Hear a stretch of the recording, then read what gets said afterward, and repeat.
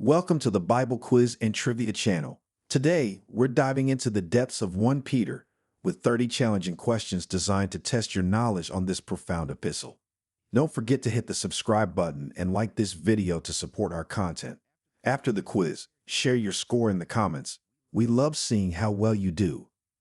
Are you ready? Let's get started. Question 1. What is the main theme of 1 Peter? A. The history of Israel. B. The genealogy of Jesus Christ. C. The glory of the coming kingdom. D. The perseverance and suffering of Christians.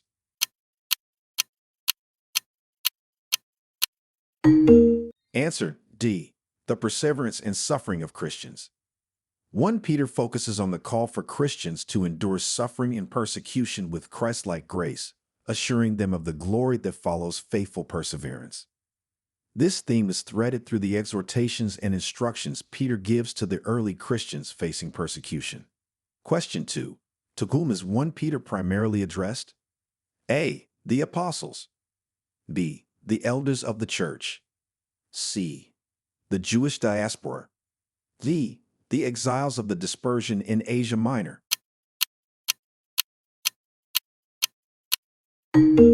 Answer D. The exiles of the dispersion in Asia Minor. 1 Peter 1:1 identifies the recipients of the letter as the exiles of the dispersion in various regions of Asia Minor. These were primarily Gentile believers, though the term originally referred to dispersed Jewish communities. Question 3. In 1 Peter, how are the followers of Christ described in the opening verses? A. Kings and priests. B. Living stones. C. Chosen race, a royal priesthood. D. Fishers of men.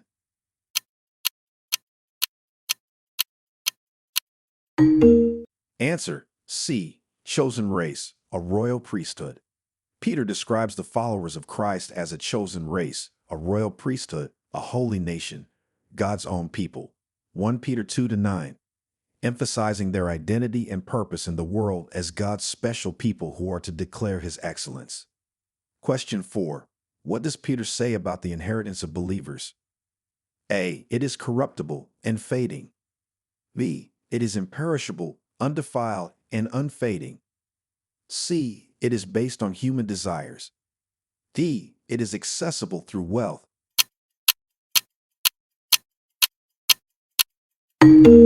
Answer B. It is imperishable, undefiled, and unfading. In 1 Peter 1-4, believers are promised an inheritance that is imperishable, undefiled, and unfading, kept in heaven for you, emphasizing the eternal and secure promise of salvation and glory. Question 5. How does 1 Peter describe the significance of Christ's resurrection? A. A historical but insignificant event. B. A symbol of spiritual renewal. C. A necessary myth.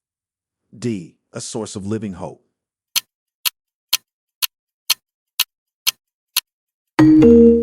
Answer D. A source of living hope. 1 Peter 1-3 praises God who has given us a living hope through the resurrection of Jesus Christ from the dead, underscoring the resurrection as the foundation of hope and future inheritance for believers. Question 6. What role does suffering play in the message of 1 Peter? A. It is a sign of God's displeasure. B. It is a necessary path to glory. C. It should be avoided. D. It is irrelevant to Christian life.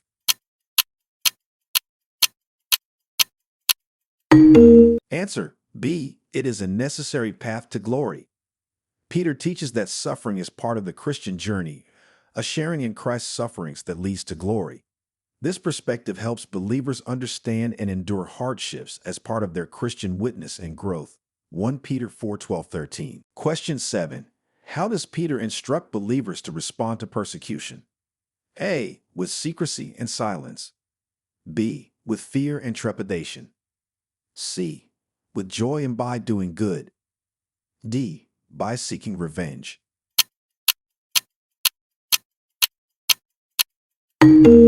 Answer C. With joy and by doing good. Peter encourages believers to not be frightened but to rejoice if they suffer for being Christians. emphasizing the blessing that accompanies suffering for righteousness' sake and continuing to do good as a form of witness. 1 Peter 3:13-17. Question 8. What metaphor does Peter use to describe Jesus in 1 Peter 2-4-8? A. The bread of life. B. The living water. C. The cornerstone. D. The light of the world.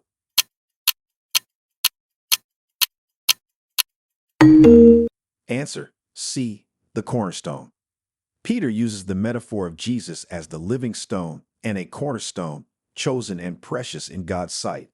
Believers are also like living stones being built into a spiritual house, with Christ as the foundational cornerstone that determines the structure's alignment and strength. 1 Peter 2-4-6. Question 9. What does Peter say about the behavior of believers among non-believers? A. To isolate themselves from non-believers. B. To behave with honor and integrity. C. To convert others at any cost. D. To openly judge their practices.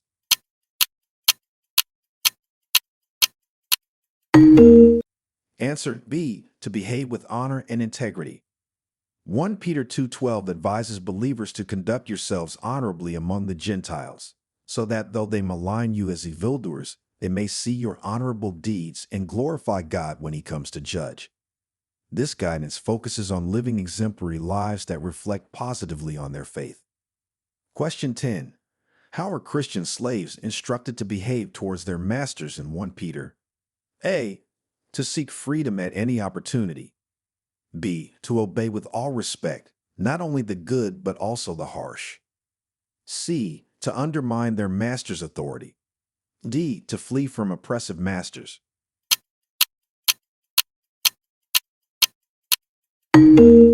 Answer: B. To obey with all respect, not only the good but also the harsh. 1 Peter 2:18 instructs slaves to accept the authority of your masters with all deference, not only those who are kind and gentle, but also those who are harsh. This teaching emphasizes the Christian value of submission, even in difficult circumstances, reflecting Christ's example. Question 11. What specific instructions does Peter give to Christian wives and husbands? A. Wives should dominate their husbands. B. Husbands should ignore the needs of their wives. C. Wives should be submissive. Husbands should honor their wives. D. Both should live independently of each other.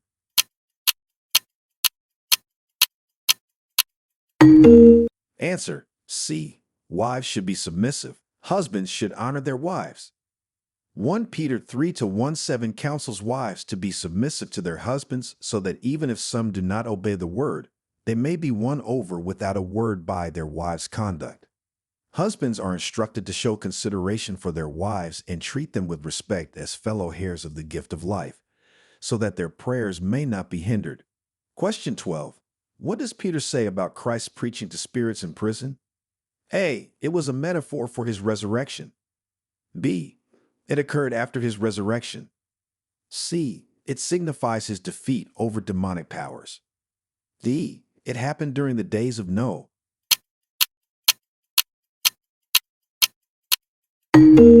Answer: D. It happened during the days of Noah. 1 Peter 3:19-20 mentions that Christ went and made a proclamation to the spirits in prison, referring to those who were disobedient long ago when God waited patiently in the days of Noah during the building of the ark. Question 13. How does Peter explain baptism in relation to salvation? A. As unnecessary for salvation. B. Merely as a public declaration. C. As a removal of dirt from the body. D. As an appeal to God for a good conscience.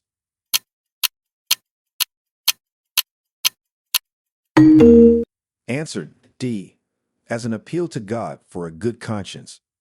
1 Peter 3:21 clarifies that baptism, which corresponds to Noah's ark saving through water, now saves not as a removal of dirt from the body, but as an appeal to God for a good conscience through the resurrection of Jesus Christ. Question 14. What does Peter instruct elders to do within the church? A. To demand payments from their followers. B. To shepherd the flock of God willingly and eagerly. C. To use their authority for personal gain. D. To avoid interacting with younger members.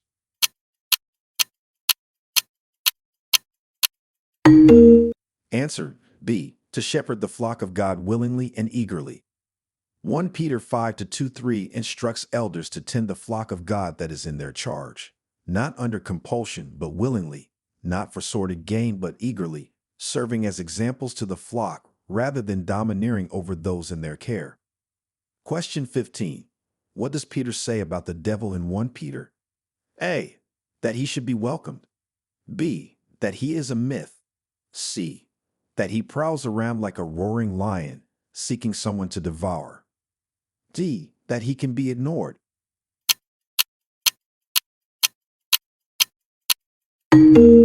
Answer C. That he prowls around like a roaring lion, seeking someone to devour. 1 Peter 5-8 warns believers to be sober-minded and watchful because the adversary, the devil, prowls around like a roaring lion, seeking someone to devour. Peter urges steadfast faith as a defense against such threats. Question 16. How does Peter describe the end times and how believers should behave? A. To be fearful and cautious. B. To be indifferent and disengaged. C. To be alert and of sober mind. D. To embrace worldly pleasures.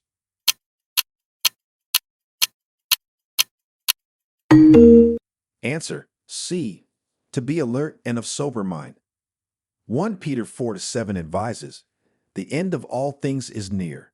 Therefore be alert and of sober mind so that you may pray. Peter emphasizes the importance of vigilance and spiritual readiness as the end times approach. Question 17. What is the role of humility in the Christian life according to 1 Peter? A. It is unnecessary and discouraged. B. It is central and should be practiced under God's mighty hand. C. It is only for those in leadership positions. D. It should be avoided to maintain authority.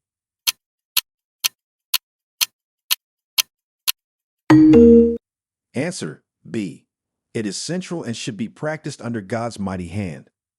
1 Peter 5-5-6 teaches, clothe yourselves, all of you, with humility toward one another, for God opposes the proud, but gives grace to the humble. Humble yourselves, therefore, under the mighty hand of God, so that at the proper time he may exalt you. Question 18. How are Christians to handle suffering according to God's will? A. By seeking revenge. B. By denying its existence. C. By rejoicing and glorifying God. D. By withdrawing from the faith.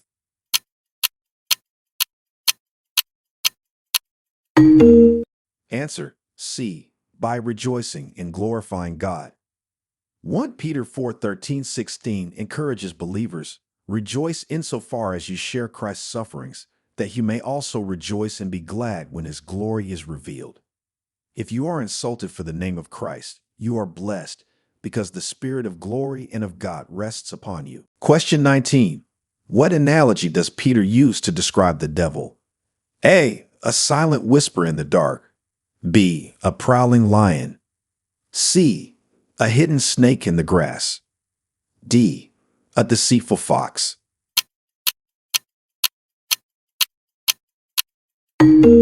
Answer B. A prowling lion. 1 Peter 5-8 warns, be sober-minded, be watchful. Your adversary, the devil, prowls around like a roaring lion, seeking someone to devour. Question 20. How does Peter address the theme of God's grace? A. As something earned by good deeds. B. As something available only to a select few. C. As a gift to be received with meekness. D. As a powerful force that sustains believers.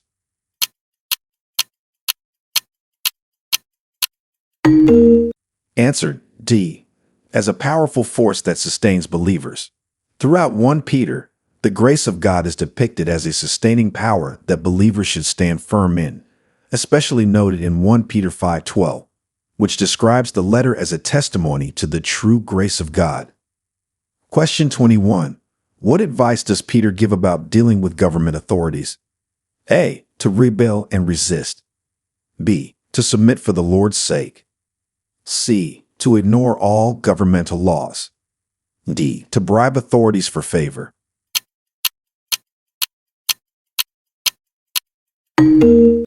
Answer B. To submit for the Lord's sake.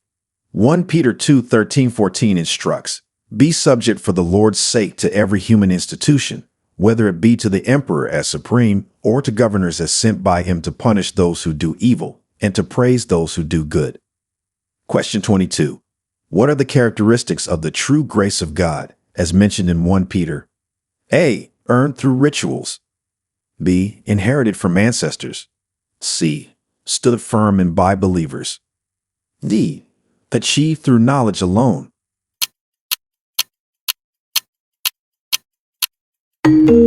Answer C. Stood firm and by believers. The true grace of God, as mentioned in 1 Peter, calls for believers to stand firm in it, signifying it as a foundation for faith and life in the face of trials. Question 23. What does Peter say about the purpose of trials and grief in a believer's life? A. They are random and meaningless. B. They are signs of God's displeasure. C. They test the genuineness of faith. D. They should be avoided at all costs.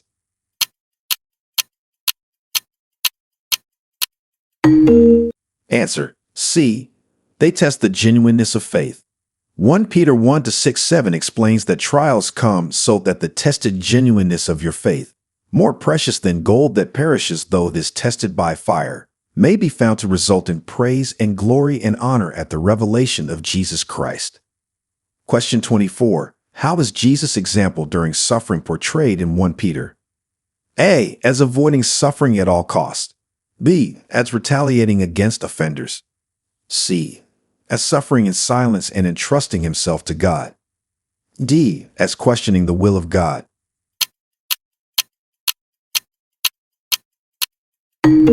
Answer C. As suffering in silence and entrusting himself to God.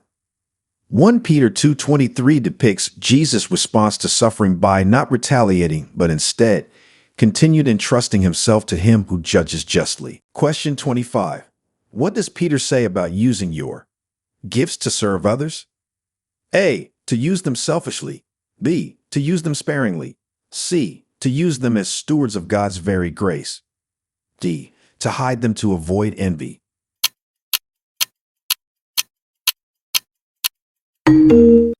Answer C. To use them as stewards of God's very grace.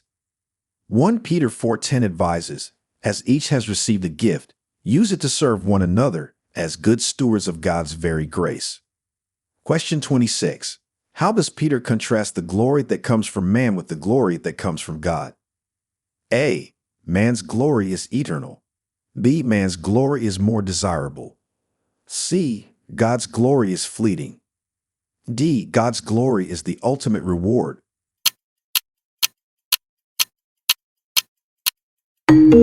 Answer D. God's glory is the ultimate reward. Peter emphasizes that while human approval may be fleeting, the glory that comes from God is eternal and the ultimate reward for believers' faithfulness. Question 27. What are believers encouraged to do at the revelation of Jesus Christ? A. To hide in fear. B. To be joyful and hopeful. C. To question their beliefs. D. To be indifferent.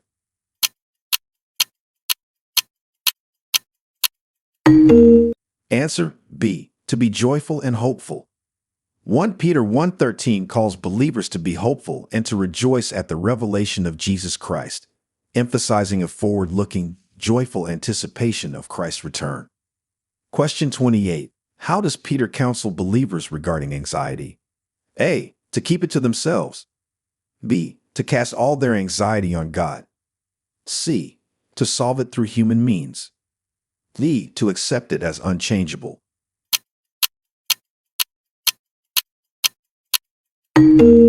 Answer B. To cast all their anxiety on God. 1 Peter 5-7 directly advises, casting all your anxieties on him, because he cares for you, encouraging believers to rely on God for support in anxious times. Question 29. What imagery does Peter use to describe the church? A. A desert.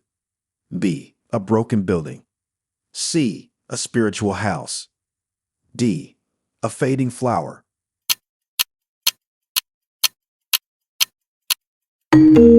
Answer. C. A spiritual house. 1 Peter 2-5 uses the imagery of a spiritual house to describe the church, highlighting the collective identity of believers as a holy priesthood. Question 30. How does Peter address the younger members of the church community in his letter? A. To dominate older members. B. To reject authority. C. To be submissive to the elders. D. To lead the community.